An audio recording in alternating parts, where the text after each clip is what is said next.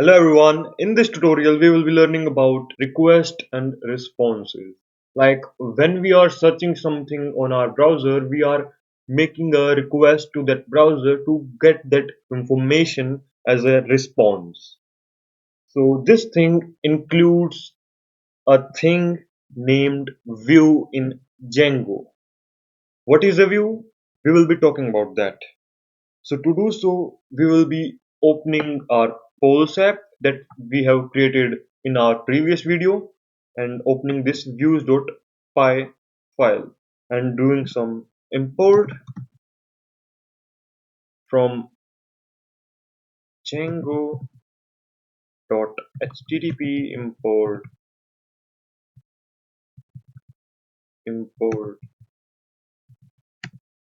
http response. So now let us talk about view and then we will be talking about this http response. View can be created as a function or as a class in Python. We will be creating it as a function. View take that request that the user has entered and carry out that response that the browser has given. It works like a mediator. What is in the mid thing that making this exchange happens. So let us create our first view named index. This takes an argument request, what request the user is making to that browser.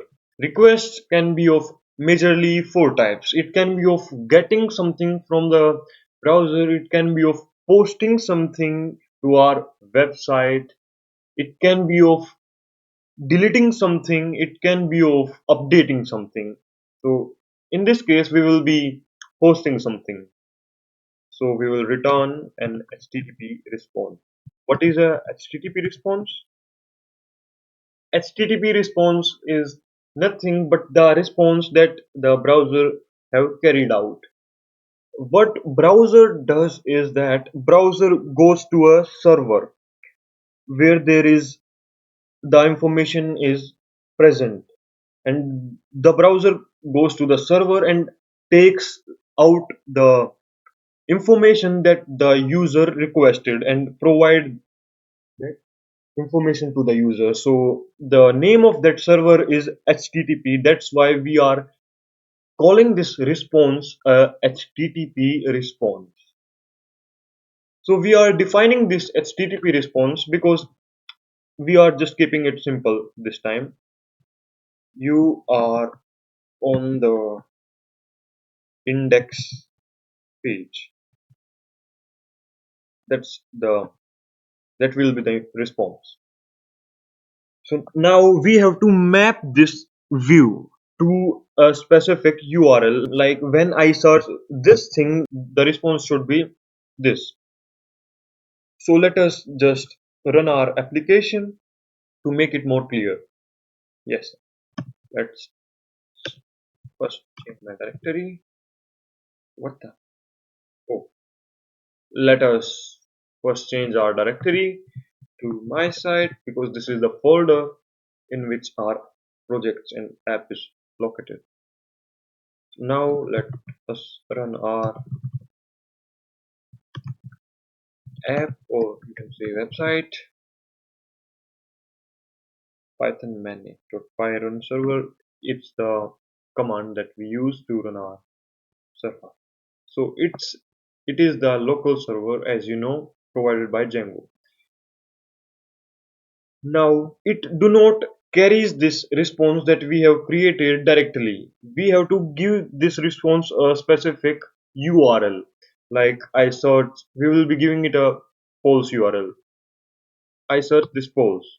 The response is nothing because we do not mention that this view has this URL. So this thing will be done in our urls.py file. This file is not usually created already, but I have created it before this tutorial, so you can just casually create it. We will do some import first, and let me just took it down from from Django urls import import path. Yes. Now from dot import views. What is this dot? This dot represents the current directory. Like it is saying from the current directory import the views files because we are on the same directory as the views file is in. Now let us just define this route URL pattern.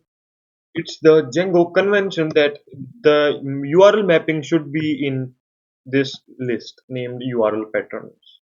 Let me just use this function named path to map our URL to the specific view. We will be just keeping it blank this time and giving the path to our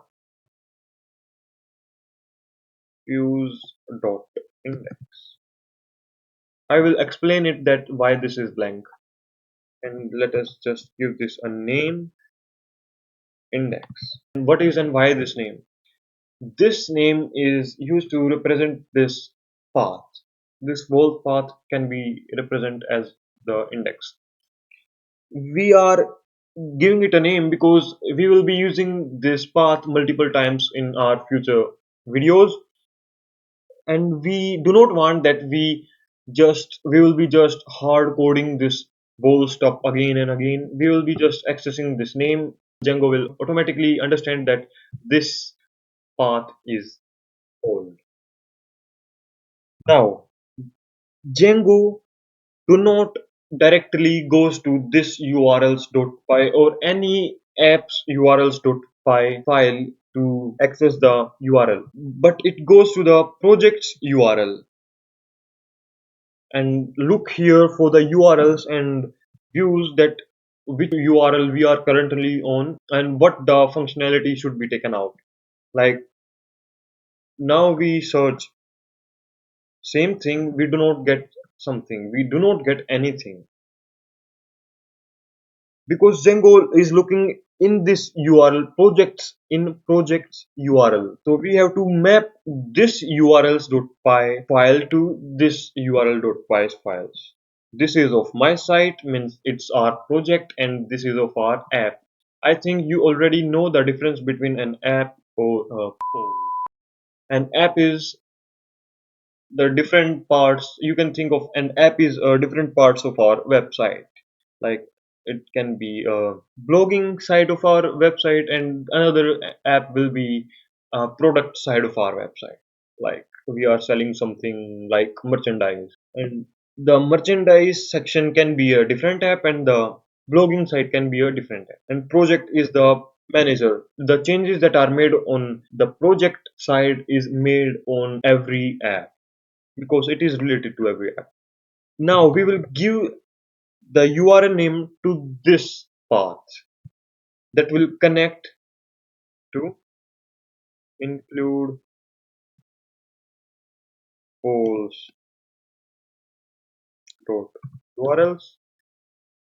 It's the file in which there is this index. So what this include function do is that it just exclude the thing that we have searched here. Like I have searched here polls, it will exclude and takes the remaining part to this given file. So it will take nothing, it will take a blank string to this path and here it will check that is there something that is like a blank string. The answer will be yes, here I am, and it will access this index and then the output will be rendered. You are on the index. So let us just run it with the same URL and you can see it. Here is our output. So that's all for this video. I think that you found it valuable, and if you have any doubts you can comment them in the comment section below. Again, that's all for this video. See you in the next one. Till the time, bye bye.